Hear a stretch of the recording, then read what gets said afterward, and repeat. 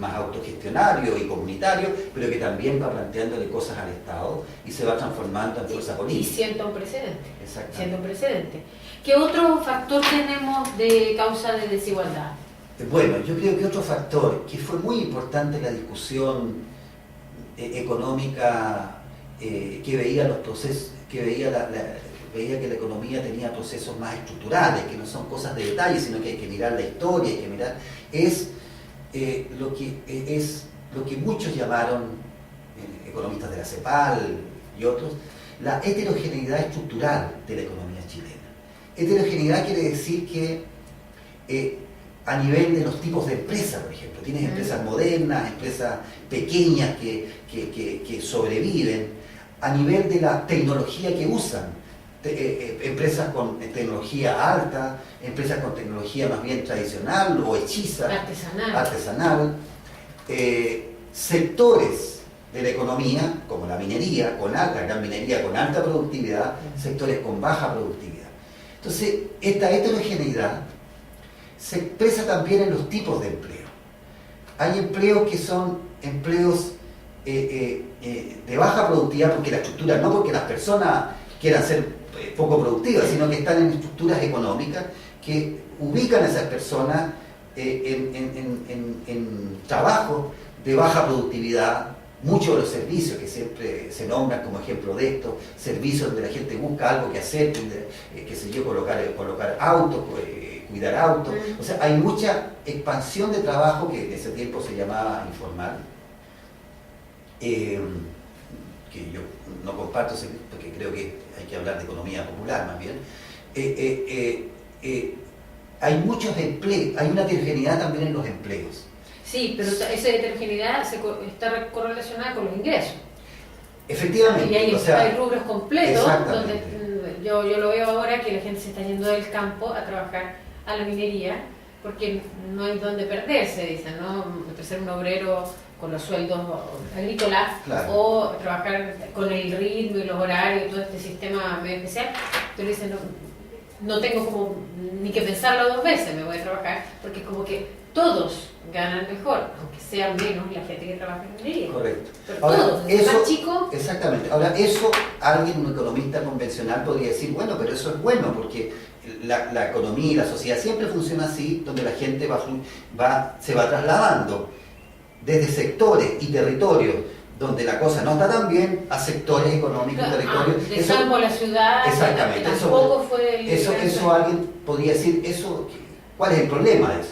El tema es que si la estructura general de la economía y del empleo da para que solo algunos puedan acceder a ciertos empleos mejores, otros a unos empleos un poquito mejores, y una buena parte a empleos más bien donde están condenados a ganar ingresos bastante bajos, tú tienes otro factor de desigualdad, que es esta heterogeneidad de la estructura productiva y de empleo, que en la medida que es más o menos acentuada, va a producir personas que ganan mejor, que ganan un poco menos y otras que ganan mucho menos. Pero así como del primer factor, la conclusión política que uno podía sacar era que si queremos hacer una verdadera distribución del ingreso, tenemos que hacer una distribución de la riqueza también, ver cómo enfrentamos.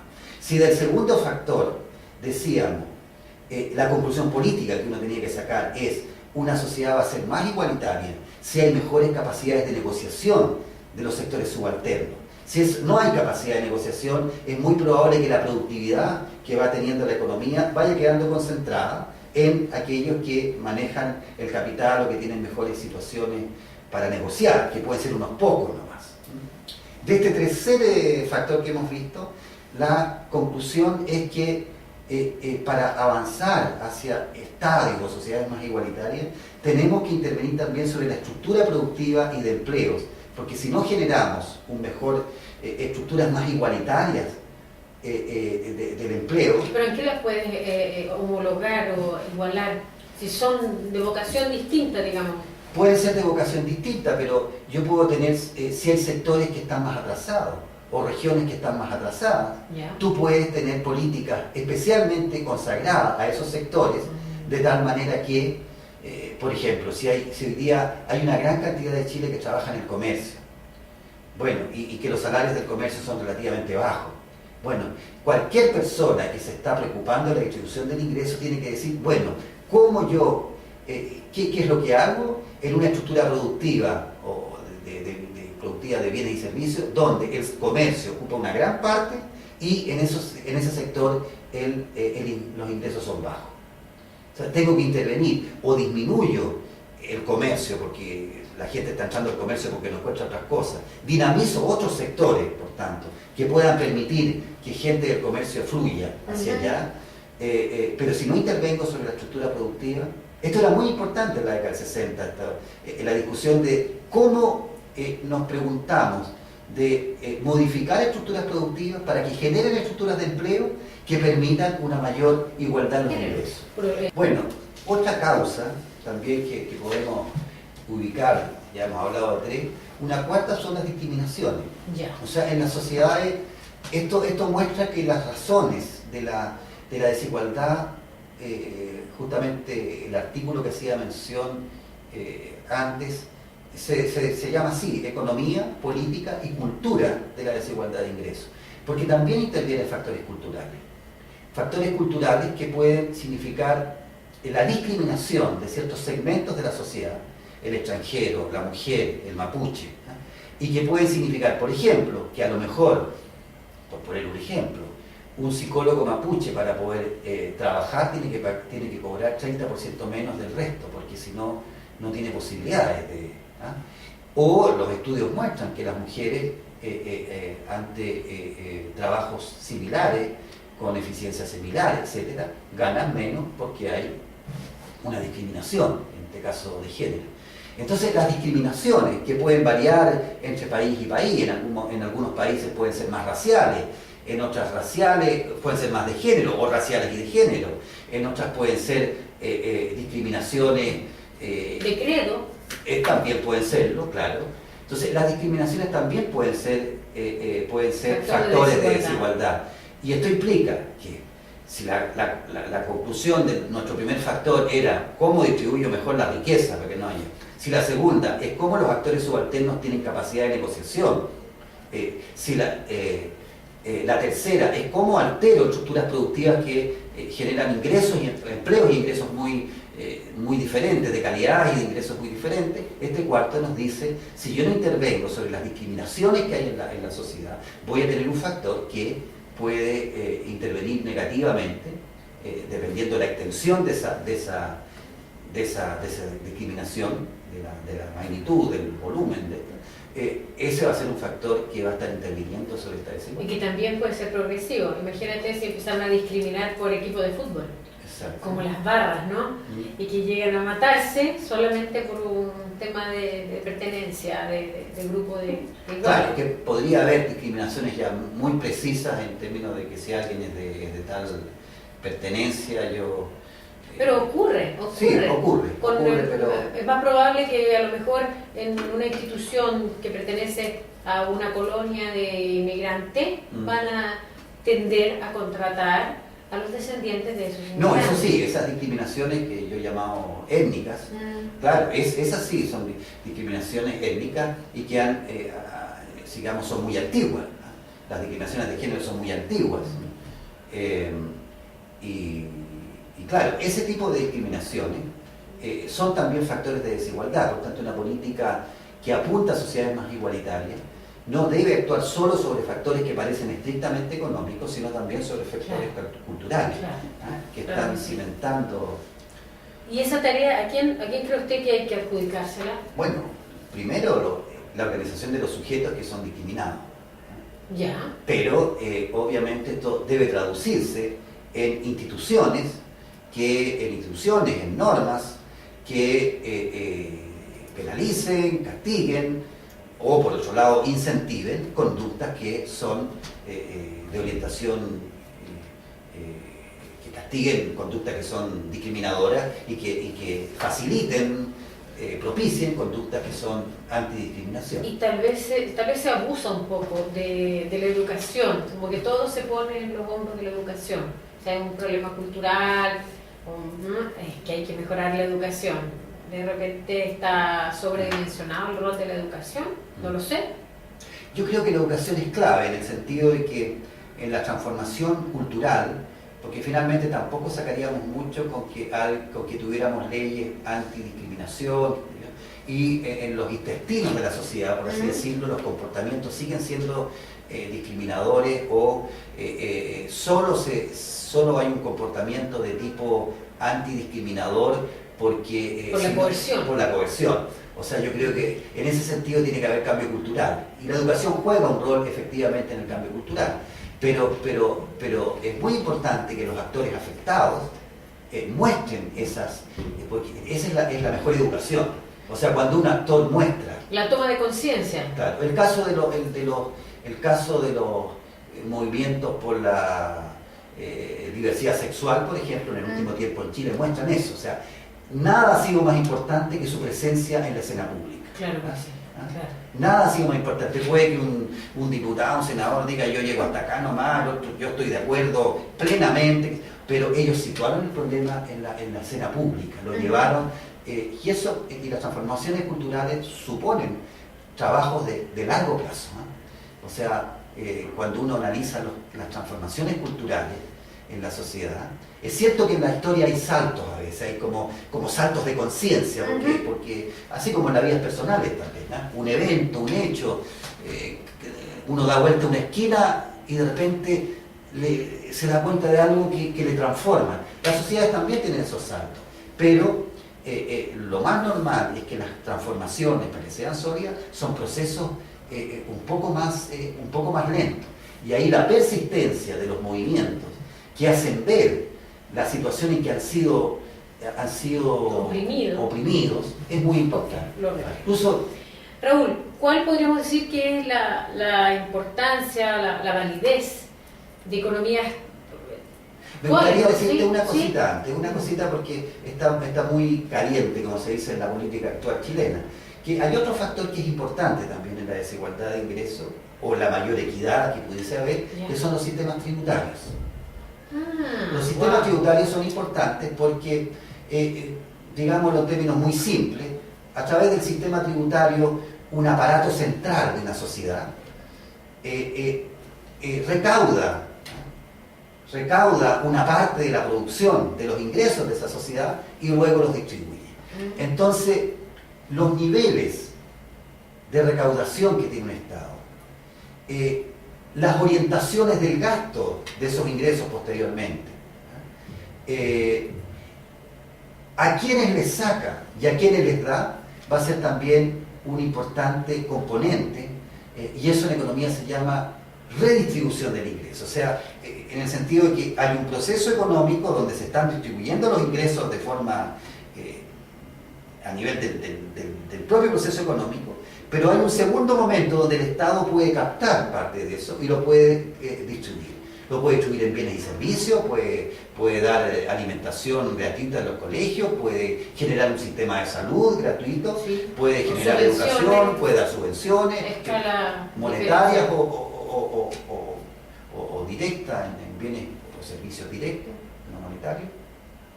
Y eso también es importante. Y en ese sentido, ya que está como muy en la mira el tema, ¿usted tiene una opinión sobre la propuesta? El sistema tributario chileno es un sistema que ubica a Chile dentro de una media baja, en el sentido de la recaudación que hace el Estado. O sea, el Estado chileno, comparativo al mundo, está más bien bajo la media. Hay otros países sí que recaudan menos todavía, pero el Estado chileno recauda bajo la media. Y además la estructura de tributos, porque no solo es importante si recauda 20, 40 o 60, sino cómo recauda. La estructura tributaria chilena es una estructura muy basada en el impuesto al valor agregado, que de acuerdo a toda la teoría tributaria es un impuesto regresivo. ¿En qué sentido regresivo?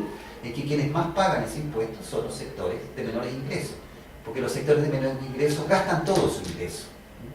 Es cierto que pueden escapar un poco a ese impuesto cuando compran en el sector informal, pero en general la mayoría del ingreso lo gastan y lo gastan en la economía informal. Mientras que los sectores más ricos, qué sé yo, 15, 10% más ricos, no solo no gasta todo, sino que ahorra, y incluso eso que ahorra lo puede invertir, lo puede meter si quiere, a depósitos a plazo y va a obtener renta por eso. Entonces, un sistema tributario como el chileno, que está basado en el IVA, con impuestos bastante bajos a las empresas, es un sistema tributario que está hecho, hay que decirlo así, fue pensado en la década del 80, fue pensado fundamentalmente para fortalecer la inversión, que los inversionistas se sintieran no tocados por eso. Sí, y hacer atractivo todo. Hacer atractivo todo eso. Y pero eso, en perjuicio, efectivamente. claramente. Entonces, el tema hoy día es ese, cómo transformar el sistema tributario que tenemos a un sistema tributario un poco más progresivo y que financie también cosas bienes públicos que efectivamente beneficien a los sectores de menores ingresos. Claro que sí, sí. Y a eso agregar un último, que es también algo que yo he discutido mucho en algunas entrevistas y en algunos artículos, de que otro factor que tú lo nombrabas hace poco, que es el capital humano, ¿no? Y que ha sido el discurso dominante en los últimos 15, 20, 25 años, en el sentido de que se ha dicho que para que se supere la pobreza, o para que los sectores pobres pasen de pobreza a una situación más holgada, y para que haya mayor igualdad, lo que hay que hacer es aumentar el capital humano de aquellos que son más pobres o que están dentro de la línea de la desigualdad en los lugares más de menores recursos. Entonces se ha dicho, la educación es clave.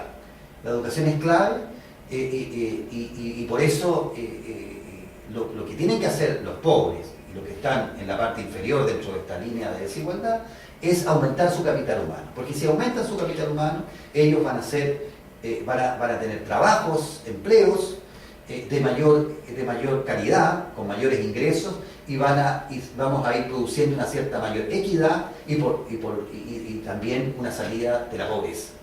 Ahora, eso tiene una parte de verdad. Se constata, digamos. Efectivamente, o sea, hay una relación entre capital humano e ingresos. Oportunidades, digamos. Hay oportunidades, lazos. Están siempre estos casos bien bullados, ¿no? Que tenía 2 duraznos, los vendió, se compró 4, el carrito y ya. Claro, ese sería un capital humano empresarial, capacidad de... el primer hijo universitario. Exactamente, claro. El capital humano en general está asociado a la educación, que permitiría un acceso a mejores oportunidades. Tiene una parte de verdad, porque efectivamente cuando uno estudia las relaciones entre ingresos y educación, por ejemplo, hay una relación, o sea, normalmente la gente que tiene mayor educación tiene mejores ingresos. Sin embargo, también hay una parte de mentira en esto, porque si la economía, la sociedad, y esto tiene que ver con uno de los factores que habíamos analizado, no genera una estructura de empleos donde ese capital humano efectivamente pueda realizarse, pueda desarrollarse, pueda desembarcar. Exactamente. Ya sabemos quiénes van a ocupar los puestos que tiene el sistema formal, ¿no? Exacto. Es el mismo grupo que genera y que el grupo beneficiado mayoritariamente. Claro, y eso si tú amplías dentro de la estructura de empleo y de actividad económica, empleos que efectivamente tienen mayor necesidad de calificación, tienen por tanto asociados mejores ingresos, efectivamente si el capital humano está aumentando, va a poder realizarse y va a poder tener como respuesta mejores ingresos, porque va a tener espacios, oportunidades. Pero cuando la estructura productiva no está generando una estructura de empleos y por tanto de ingresos que se ensanche, ese mayor capital humano que tú generas puede que no tenga posibilidad de realizarse. No, y vuelve a ser víctima de la misma discriminación. Claro. Como yo me parece que leí en algunos de sus documentos, hasta por apellido. Bueno, hicieron la misma carrera, a igual universidad, pero de los dos había que elegir a uno. Exactamente, cuando hay necesidad de selección, porque no todos pueden acceder, efectivamente tienden a operar los factores de discriminación, que pueden ir, como lo demostró también un estudio hace tiempo, un notable estudio de la Universidad de Chile, una relación con los apellidos, por ejemplo. Frente a iguales situaciones, en otros tipos de variables, el apellido o el origen de la comuna donde se residía era un factor que influía en la posibilidad de que algunos pudieran acceder a ciertas oportunidades y otros no. Entonces, es cierto que un mejor capital humano puede ser un factor de mejoramiento de ingresos, de la calidad de los trabajos, de la calidad de vida a partir de eso, pero eso necesita complementos. Si no hay eso, lo que va a ocurrir es que van a operar lo que tú dices, los mecanismos selectores. ¿Ah? Porque si entran muchos con las calificaciones para un cierto puesto, pero ese puesto es uno, efectivamente va a haber que definir criterios. Entonces los lazos sociales, ¿ah?, que pueden estar dados por... O preferencias de cualquier tipo. De cualquier tipo, claro. Pero que normalmente uno puede decir que hay ciertas regularidades ahí. Entonces, con la edad, por ejemplo, puede si la mujer ya sufre discriminación, puede haber discriminación según la edad, claro. Es terrible. Exactamente. Ahora sí, podríamos ver un poco, destacar la validez de las otras economías, como la economía solidaria. Sí. Bueno, hay muchos fundamentos que uno puede dar de por qué es interesante fundamentar la pertinencia de ciertas economías alternativas que, digamos, para una definición muy gruesa, son formas de propiedad, de gestión y de administración de las actividades económicas que tienden a ser distintas porque tienden a ser, primero, más democráticas, más horizontales, con propiedad común, donde no hay una separación entre aquellos que ponen el capital y aquellos que trabajan, y que estas propuestas han acompañado mucho la historia del capitalismo, por lo menos desde mitad del siglo XIX, quienes muchas veces, por ejemplo, como los socialistas utópicos, les parecía bien el desarrollo, la modernidad, eran en cierta medida progresistas en ese sentido, les parecía bien el progreso tecnológico, pero chocaban contra lo que ellos llamaban una apropiación injusta de todos esos beneficios por aquellos que eran poseedores del capital o que eran capas parásitas, como algunos van a decir, como Proudhon, Saint-Simon y otros socialistas utópicos, y su intento de devolverle a los productores de esa riqueza, a los trabajadores manuales, a los artesanos, a los artistas, a los científicos, que ellos identificaban como las clases laboriosas, devolverles la autonomía, la gestión o la autogestión de aquello que ellos mismos producían, sin que otro expropiara eso y financiara estados parásitos, clases nobles que todavía quedaban, o capitalistas que se habían ido generando y que se apropiaban de ese capital. Y el planteamiento del socialismo utópico era eso: cómo generamos actividad económica, productiva, donde el trabajo es el centro, donde lo que tú te apropias de lo que se está produciendo tiene que ver con tu pertenencia a un colectivo. Claro, debe ser una comparación. Entonces, desde ahí, y te nombré ese ejemplo del socialismo utópico, te podría nombrar otro, pero desde ahí uno observa que hay una corriente que ha estado siempre presente, haciendo como el contrapunto. Exactamente, viendo la importancia que podrían tener en la sociedad la emergencia, la masificación de experiencias económicas, productivas, en el terreno del consumo, de la vivienda, de la gestión del agua. Esto es múltiple. De la educación incluso. De la educación, donde pudiese haber esta posibilidad de propiedad, gestión, administración, organización de carácter mucho más democrático. ¿Y usted diría que en términos cuantitativos estas otras corrientes son marginales? Yo creo que en la historia sí han sido relativamente marginales, porque podríamos decir que en las contestaciones al capitalismo, la más significativa, sin duda, ha sido el socialismo. Y el socialismo tendió a verse como alternativa al capitalismo, más bien, y tendió crecientemente, digamos. En los orígenes del socialismo hay mucha discusión sobre estos temas, pero el socialismo real, lo que se llamó después el socialismo real, tendió a ver la respuesta al capitalismo concentrando excesivamente el poder en el Estado, donde las grandes decisiones, fueron recayendo en una tecnoburocracia ligada a veces al partido único, y que fue disminuyendo y en el extremo eliminando las posibilidades más autogestionarias a nivel de las unidades.